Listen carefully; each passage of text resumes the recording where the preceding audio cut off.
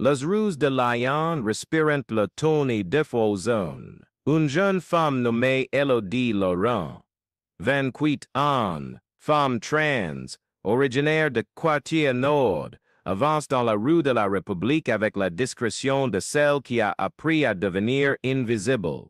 Elle travaille comme infirmière de nuit à l'hôpital Saint-Luc, vêtue d'un uniforme blanc qui contredit le noir profond de ses pensées. Son vrai métier commence après minuit, quand la ville dort et que les murs parlent d'injustice. Elle navigue entre les appartements de copines, les auberges de jeunesse, les refuges. Son identité, son corps, son cœur, tout a dû se transformer en silence. Elle s'appelle désormais Elodie, mais pendant 17 ans, elle a porté un autre prénom, un autre poids, un autre mensonge. La transition lui a coûté tout ce qu'elle n'avait pas. La reconnaissance familiale, la stabilité professionnelle, la certitude d'un avenir. Elle a gagné, à la place, une clarté glaciale, le monde punissait les différentes, les fragiles, les honnêtes. Les trafiquants de drogue du quartier, Mermoz la connaissait avant sa transition. Il la voyait traîner autour du centre communautaire, offrir des seringues propres, du savon, de l'eau. Elle était ce qu'on appelle une gauchiste, une dérangée, celle qui parlait de réduction des risques et de dignité humaine dans un quartier où il n'y avait que mépris et abandonnement.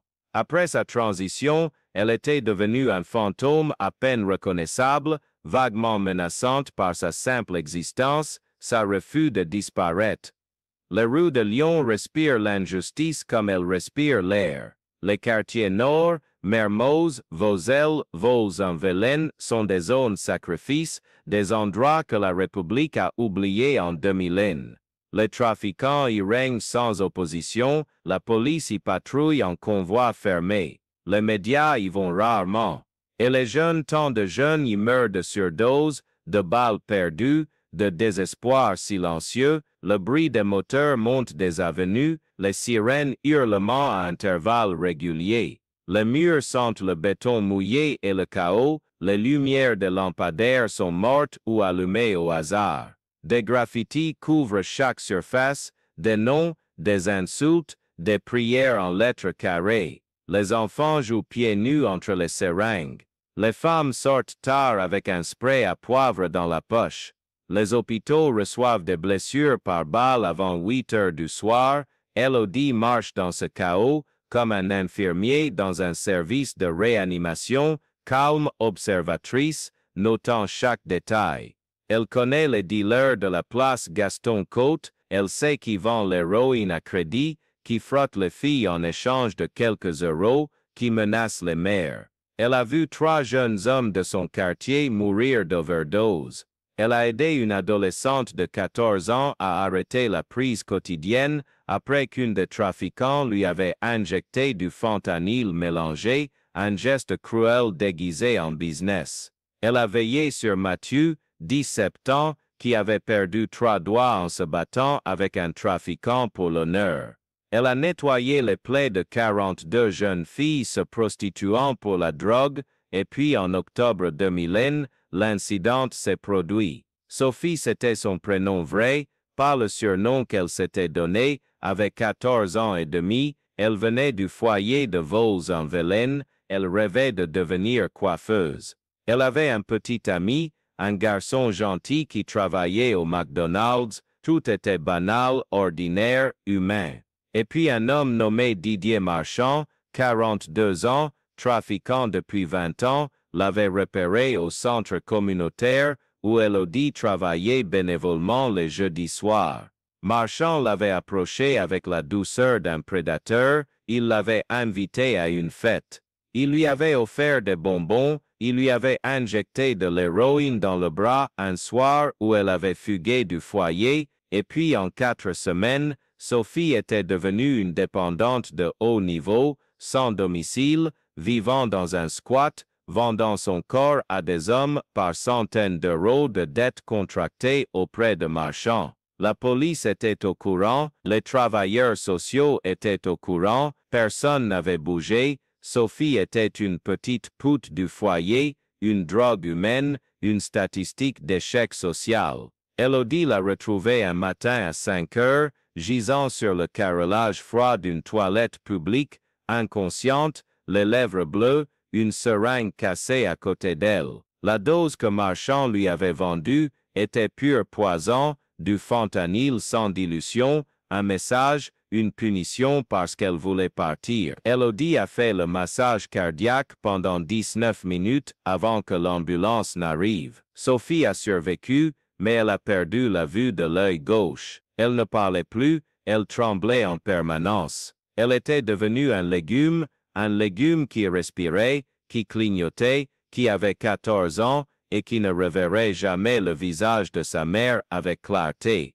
Ce matin-là, quelque chose en Elodie Laurent s'est cassé, et quelque chose d'autre s'est allumé. Elle a acheté un carnet noir chez un papetier près de la gare Perrache. Elle a commencé à écrire de son écriture fine et précise les noms. Didier Marchand, Raymond Thibault, 26 ans, vendeur de crack, connu pour vendre des doses trafiquées. Gérald de Moissette, 39 ans, proxénète, responsable de 3 suicides de mineurs. François Bergeron, 53 ans, commissaire adjoint, connu pour accepter des pots de vin des trafiquants. Pierre-Louis Nantes, 47 ans, juge au tribunal correctionnel, qui rendait des jugements suspectement cléments pour les trafiquants ayant des protections. Elle a écrit autre chose aussi, une phrase, une seule, qu'elle a répétée comme un mantra: la justice s'arrête à la porte. Quelqu'un doit la franchir.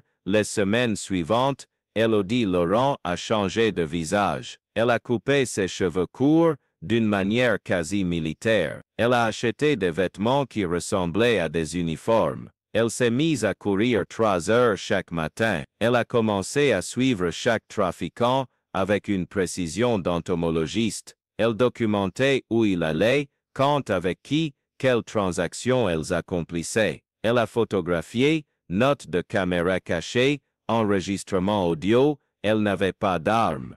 Elle n'en aurait jamais. Ce qu'elle avait, c'était quelque chose de plus puissant, de la patience, de la documentation et un code personnel plus fort que la légalité. À Noël 2000, Didier Marchand a disparu, pas disparu, arrêté par la police le 24 décembre, menotté à 6 heures du matin, accusé de trafic massif de stupéfiants. Le lendemain, tous les journaux de Lyon rapportaient qu'un dossier anonyme avait été envoyé à la préfecture contenant des photographies, des enregistrements, des noms de complices, des dates précises de transactions. Le dossier était impeccable. Les preuves étaient indiscutables. Marchand a comparé en février de. Il a reçu 8 ans de prison, mais ce n'était pas une vengeance violente. C'était un acte administratif, froid, méthodique, légal. C'était Elodie Laurent qui avait tout organisé, qu'avait envoyé ce dossier à la bonne adresse, que connaissait les bonnes personnes à contacter. Elle n'avait pas touché à Marchand, elle l'avait exposé. Voilà le commencement du mythe. Les femmes qui traînaient près des espaces verts parlaient d'une figure, d'une sentinelle, d'une justicière de l'ombre. On ne savait pas qui c'était. Certains disaient que c'était un collectif, d'autres pensaient que c'était un flic aux tendances criminelles. Elodie elle-même marche dans la rue et entend les rumeurs sans réagir. Elle continue son travail à l'hôpital. Elle continue ses promenades nocturnes. Elle prend des notes. Elle prend des notes. Le deuxième homme était Raymond Thibault. Il vendait du crack mélangé à du levure chimique et du ciment, un produit poison qui laissait les utilisateurs avec des poumons détruits. Elodie l'a observé pendant 3 mois. Elle a documenté les enfants qu'il avait recrutés pour dealers, des garçons de 11 et 12 ans, menacés, affamés, terrifiés. Elle a pris les photographies, les enregistrements audio, elle a fait des copies. Et puis un jour, toutes les preuves se sont retrouvées dans le casier judiciaire d'un avocat engagé, un homme que Elodie connaissait, un homme qui luttait contre la corruption depuis 15 ans. Thibault a été arrêté en mars Il a reçu 7 ans. Le troisième était Gérald Moissette. Celui-ci était plus compliqué. Moissette ne vendait pas de drogue. Il vendait de l'humanité fracassée. Il recrutait des filles dans les foyers, leur promettait un travail dans le secteur du loisir, et puis les enfermait dans un petit appartement du quartier Saint-Rambert. Il les violait, les battait, les forçait à se prostituer. Il avait fait ça pendant 15 ans. La police locale était bien informée, rien n'avait été fait. Elodie a attendu 4 mois pour moi 4 mois de surveillance. Elle a documenté chaque viol, chaque agression, chaque moment. Elle a trouvé les filles, elle les a écoutées. Elle les a aidées à sortir, et puis elle a créé un dossier qu'elle a envoyé directement à un juge du tribunal de grande instance qui avait une réputation d'intégrité, une femme, une magistrate connue pour prendre les cas de violence sexuelle au sérieux. Moisset a été arrêté en juillet 2000. Le procès a duré 6 mois. Il a reçu 12 ans, les filles ont eu droit à un refuge sûr, mais voilà un moment important à noter. Dans chacune de ces expositions, Elodie n'avait agi que légalement. Elle n'avait pas blessé personne. Elle n'avait cassé aucune vitre. Elle n'avait planifié aucune vengeance physique. Elle avait simplement rassemblé les preuves que les institutions criminelles avaient ignorées. Elle avait simplement les envoyées aux personnes justes. Elle avait simplement forcé la machine judiciaire à fonctionner. Et pourtant, la légende lui attribuait une violence qu'elle n'exerçait pas. Les trafiquants de Lyon commençaient à avoir peur. Mais c'était pas la peur de la violence physique, c'était la peur de l'exposition. C'était la peur que quelqu'un, quelque part, soit en train de documenter leur crime. C'était la peur que la conscience collective se réveille.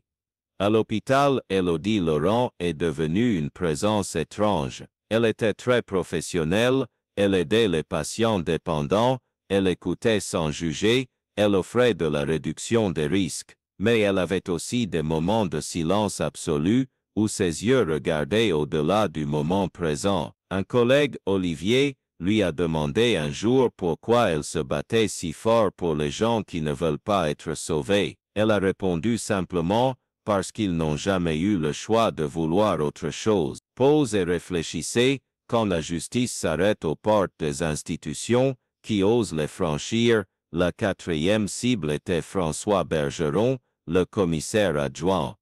Bergeron était un homme respecté, médaille, promotion, confiance de ses supérieurs, mais il était aussi un homme corrompu depuis le début de sa carrière. Les trafiquants le payaient régulièrement. En échange, il supprimait des dossiers, il protégeait les livraisons, il avertissait les dealers avant les raids de police. Bergeron avait 30 ans de corruption. Bergeron avait probablement causé la mort de plusieurs dizaines de personnes par inaction et complaisance. Elle a attendu le bon moment pour l'exposer. En octobre 2002, elle a envoyé un dossier volumineux à l'inspection générale de la police nationale. Le dossier contenait des enregistrements audio clairs où Bergeron négociait des pots de vin avec un trafiquant dont elle avait elle-même capté la conversation. Elle avait des traçabilités bancaires. Elle avait des témoignages de 3 agents de police qui avaient commencé à se révolter contre la corruption. Bergeron a été arrêté en novembre 2002. L'enquête interne a duré 8 mois. Il a été jugé en 2. Il a reçu 5 ans, mais plus important encore, sa carrière a été détruite publiquement. Les journaux ont reporté toute l'affaire. Les citoyens ont compris que même les flics pouvaient être des criminels. Bergeron a perdu sa pension anticipée. Il est sorti de prison complètement ruiné. Et encore une fois, Elodie n'avait levé la main sur personne. Mais le 5e cas allait changer les règles du jeu.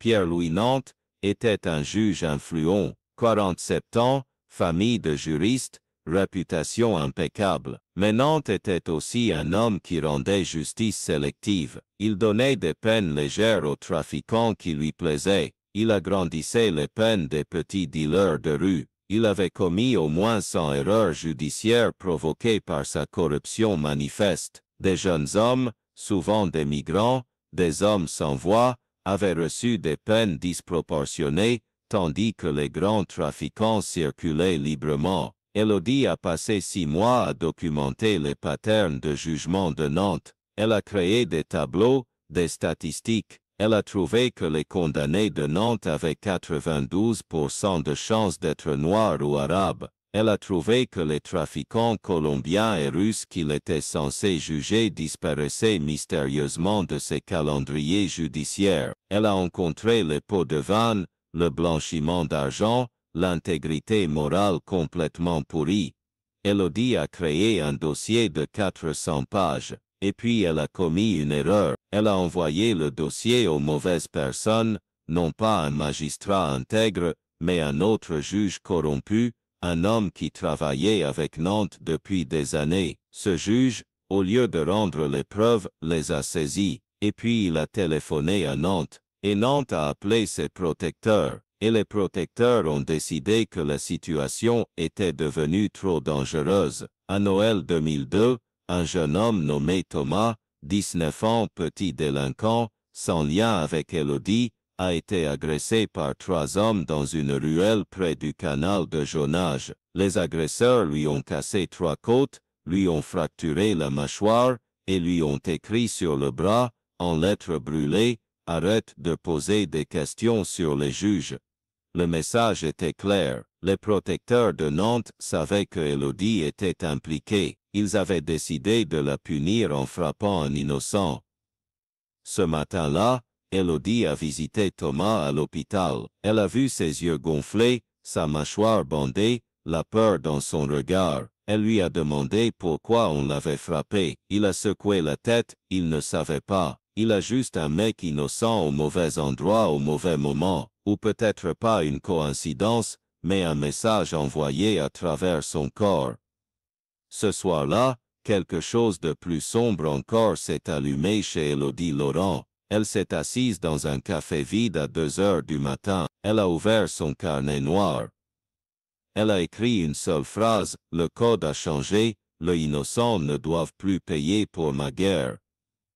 Elle a pris une décision, elle allait arrêter. Pause et réfléchissez, quand la vengeance commence à faire payer les innocents, à quel moment devient-elle elle-même une forme de violence systémique? Elle a quitté son travail à l'hôpital en disant qu'elle avait besoin de changement. Elle a quitté la région en disant au revoir à 3 personnes seulement, une collègue infirmière, un travailleur social, et Sophie, la jeune fille qui avait perdu la vue de l'œil gauche. À Sophie, elle a dit, « Je ne peux pas continuer. » Ce n'était pas ma guerre à gagner. Sophie a sauté Élodie, et puis quelques mois plus tard, avec l'aide d'un vrai système de protection sociale, pas d'une justicière de l'ombre, Sophie a été inscrite à un programme de réhabilitation. Elle a progressivement récupéré sa dépendance. Elle n'a jamais recouvré la vue de son œil, mais elle a recouvré son humanité.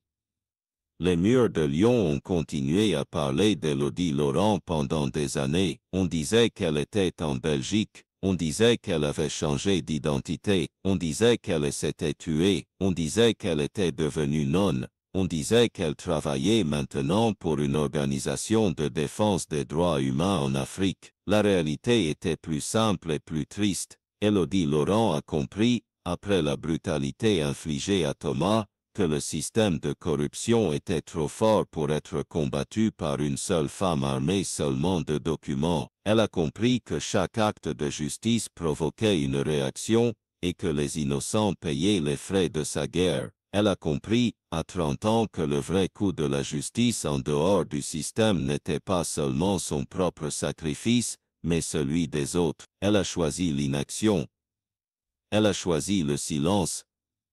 Elle a choisi de disparaître. Ce que peu de gens savent, c'est ce que Élodie Laurent a laissé derrière elle. Elle a laissé un carnet noir contenant les noms de 43 trafiquants supplémentaires, 43 agents corrompus, 43 juges compromis. Elle a laissé ce carnet dans le bureau d'une avocate intègre à Lyon, avec une lettre qui disait simplement « Je ne peux pas continuer, mais quelqu'un d'autre le doit ».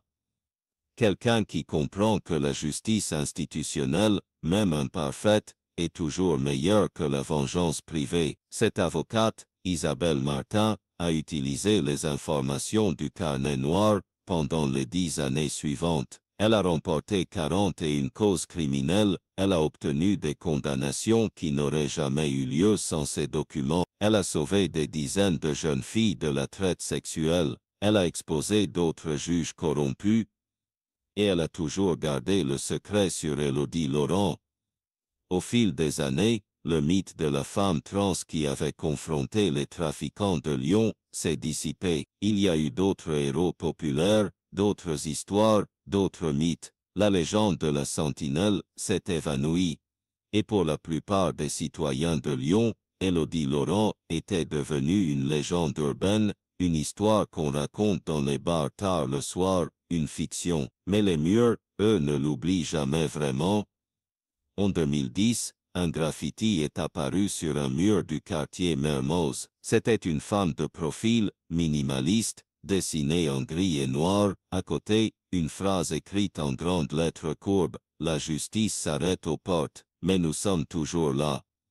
Le graffiti est devenu un point de repère. Les enfants du quartier pointaient du doigt et disaient « c'est elle la justicière ». Les femmes trans du quartier regardaient l'image et voyaient une version d'elles-mêmes, pas héroïque, mais persévérante. Les travailleurs sociaux voyaient un rappel que le changement était possible, même si fragmenté et imparfait. Si vous trouvez ces histoires de justice urbaine captivantes, je vous recommande fortement de vous abonner à notre chaîne. Nous nous efforçons de ramener les récits véritables de courage ordinaire, les personnes qui ont défié les systèmes en silence, les femmes qui ont transformé leur douleur en action, les héros qui ne demandent pas de reconnaissance. Continuez à vous engager, à réfléchir, à questionner. En 2015, Isabelle Martin, l'avocate, a écrit un article académique sur les stratégies de lutte contre la corruption judiciaire. Elle ne mentionna jamais Élodie Laurent par son nom, mais elle décrivit une source anonyme qui avait fourni des preuves documentaires suffisantes pour sauver 41 causes. Elle écrivit, « Parfois, la plus grande forme de justice n'est pas la vengeance, mais la transmission, le passage du flambeau à ceux qui ont le pouvoir légal d'agir. Une personne même courageuse ne peut pas changer un système, mais une personne peut équiper une autre pour le faire. Personne ne l'a jamais confirmé publiquement, mais cet article a changé quelque chose dans la conscience juridique française. Des magistrats ont commencé à se demander si leur jugement était vraiment juste. Des officiers de police ont commencé à se poser des questions sur leur intégrité. Le carnet noir d'Élodie Laurent, le document abstrait, est devenu une force dans le système, même en son absence. Et Élodie Laurent, elle a disparu. Vraiment disparu. On suppose qu'elle a changé de nom. On suppose qu'elle a changé de ville. On suppose qu'elle a changé de vie.